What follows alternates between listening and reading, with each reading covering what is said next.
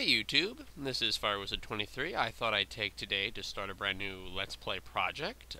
You might be able to figure it out by just what you're seeing on the screen right now, but maybe I'll just put in a more basic descriptor here. Ah yes, good old Sierra. Ah, you have made so many good games.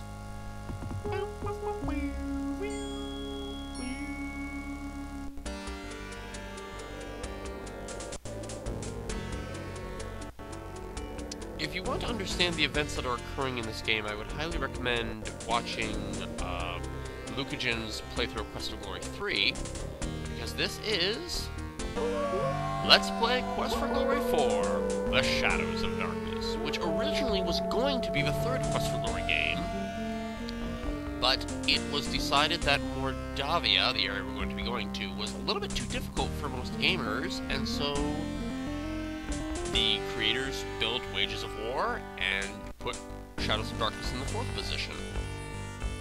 A couple things before we actually start this game. There is already a fantastic Let's Play of this game already up on YouTube by Late Blight, and I love his LP. I love it. A couple things I'm going to do differently here. Let's go to the Create Character screen, which is the first thing you should do when playing a Quest for Glory game out of order. I do not have a Quest for Glory 3 character to bring in. We have 3 character classes we can pick from. The Fighter! Wizard! Big pardon, Magic User. I thought it was just stated as a wizard here, but no, Magic User. And the Thief. And the giant bat comes to cover us. I'm gonna play this game as a pure Magic User. Oh, now it says Wizard. Oh, nice. Now it just says Wizard. Nice. I'm going to play this game as a pure wizard because there's a couple story events that happen being a pure wizard in this game. And I want to enjoy those events of the game. Because I feel only a true wizard can truly win a Quest for Glory game. I wasn't going to do this game with the audio on.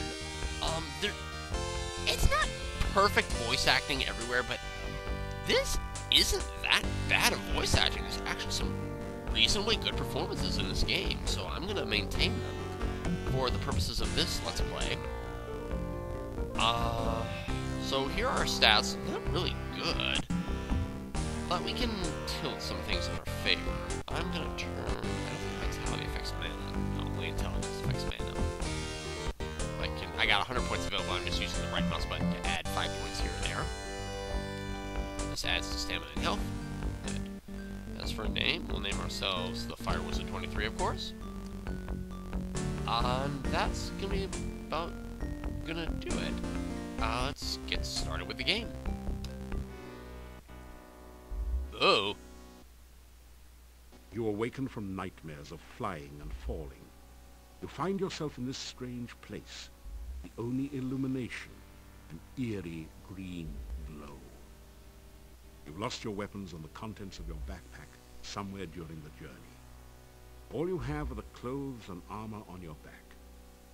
This leaves you with 4 burning questions. Where are you? How did you get here? Who brought you here? And how in blazes can you get out of here? No, make that 5 burning questions. What city did your luggage end up in this time? Game's first joke, and the game begins. So we have the standard Sierra icons. We can walk, and our feet icon actually moves across the screen. We have the look icon to look around, and the eyeball moves. You are in a large cave, dimly lit by glowing lichen on the walls. Strange, irregular outcroppings of stone grow from the ground, looking like the skeleton of some enormous beast. Here and there, petrified human bodies seem to grow half in, half out of the floor and walls. Ugh. We have the touch icon to interact with things, and the fingers move. The speak icon to talk. I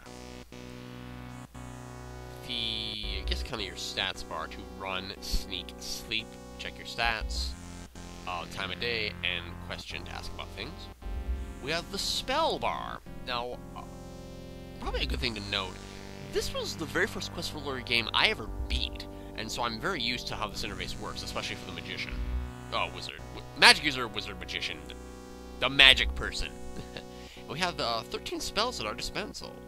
We have Open, Detect Magic, Trigger to set off other spells, Dazzle to send blinding light at the enemy, Zap to magically charge our weapon, Calm to cast Calming Peace over a region, Flame Dart to send flame at an enemy, Fetch to bring things to us, Force Bolt to use a magical force on something, Levitate to go up and down, Reversal to send spells back at their caster, Juggling Lights to which we would have gotten in the third Quest for Glory game, which just creates a set of spheres floating around your hands. I'll show that spell off in the game. And the Lightning Ball spell.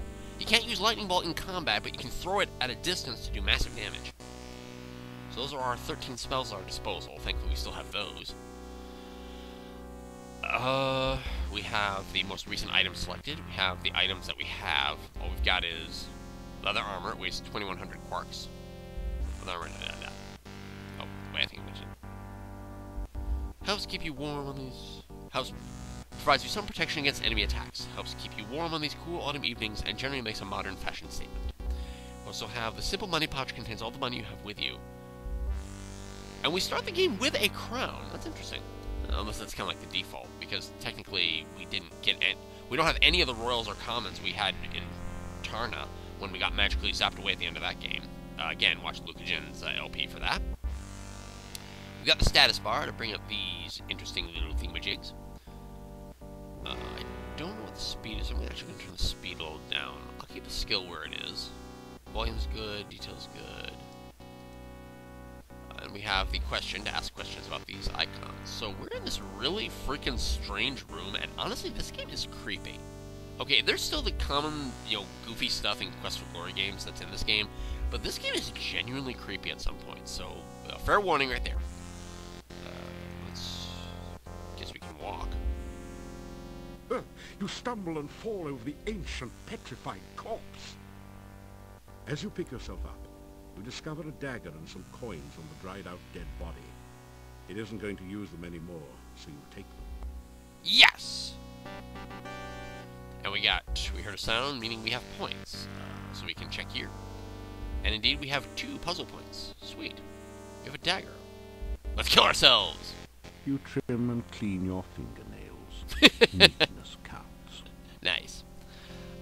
So we got that. Let's see what we picked up for coins. Picked up 5 crowns and 13 kopecks. Nice.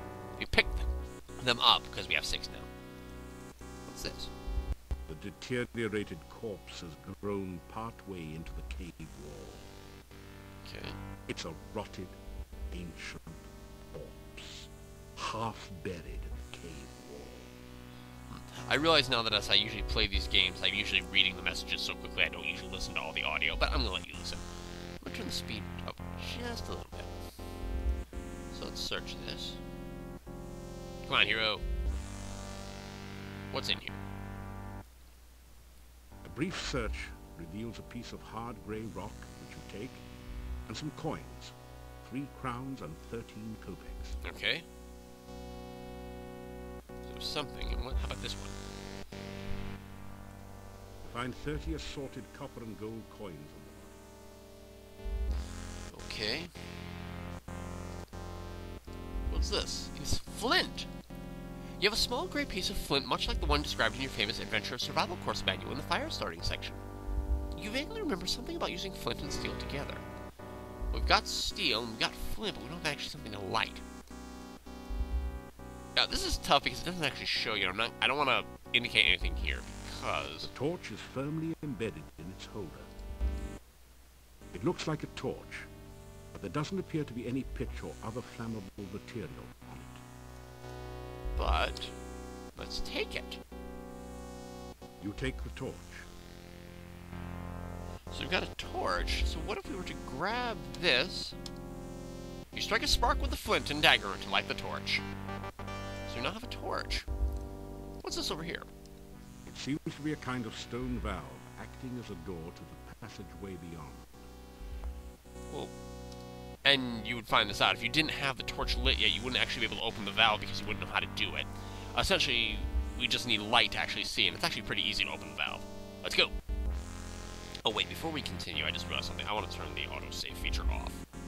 I don't mind it, but I will be doing saves for this Let's Play, so... Open her up. You force the sphincter open with your dagger and pass through. Nice.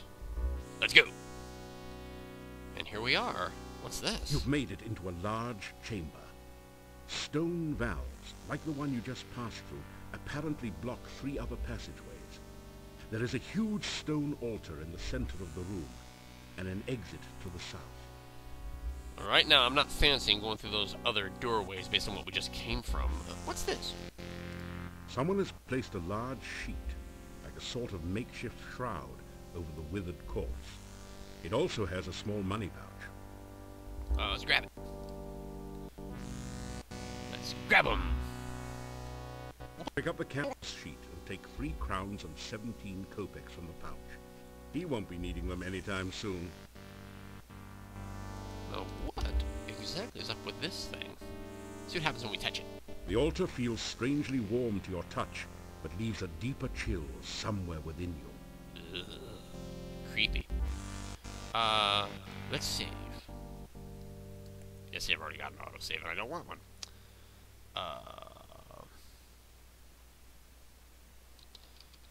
First, I guess not the first, I guess it's the second room. Okay, let's get out of here. I don't know, people are kind of just scratching their heads at what I just did. Like, shouldn't I have fought something? But yeah, I didn't. Don't worry, there's plenty of time for combat later. Alright, because I was technically supposed to be attacked by bats, and I'm not sure why. A heavy rope bridge spans the deep chasm. Okay, let's see what we can do. Let's take the rope. Ropes are good. A rope might be useful, but it's firmly attached on both ends. You think about cutting it loose, but then decide that you may have to come back this way again. Let's test the rope. You cautiously test the rope before crossing. It feels as though it's firmly anchored on both ends of the chasm. Alright. Well, we're never given the option to actually... Being a wizard, we're never given the option to simply attempt to cross via the rope. Let's fly across. It would be nice work if you could get it, but you don't know a flying spell. The best you can do is to levitate, but that just takes you up and down, unless you can find a way to let the wind help you. Yeah, levitating's easy. All you gotta do is make particles of air go below you to push you upwards. Similar to buoyancy in water, but to fly involves telling all the particles to move around you to make you move in different directions. If all we can do is levitate... Oh. The strong wind in this cave is blowing the plants towards a passage on the left side of the chasm. Such cave drafts commonly indicate an exit of some sort. So there's a wind blowing through here. But I got an idea. What if we use that canvas sheet? That didn't. We gotta get a little closer to the edge here. Lift up the canvas sheet. As you hold up the sheet like a sail, you can feel the wind pushing it, and you, towards the pit. Unfortunately, you're a little too heavy. You don't think the wind is powerful enough to push you across safely. We need to help it out a little bit. What if we were levitating at the same time? Whoa! Whoa, what the hell is that? You just barely made it across the pit. Okay, whew. Made it across the pit. Let's get out of here. No more of this nonsense. But our magic helps us out once again. Dun da da da! Uh-oh! You slip through the mouth of the cave, just in time to avoid being crushed by its closing jaws. Whew. Let's hop across the rocks here. And who's this person? Let's chat with her. You are alive! Only one person has ever walked away from there before. Who are you? How did you get here?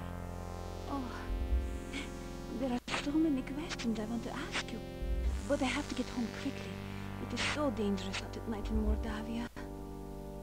The town is due north of here. Be careful, there are many bad things wandering around. Good luck! Oh, by the way, my name is Katrina. I hope we meet again sometime. Farewell.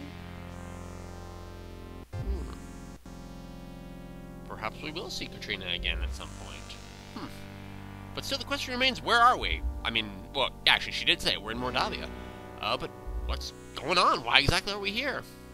I guess we'll have to find out next time on Let's Play Quest for Glory 4. This is Firewizard23. We're outside. Take care and bye-bye for now.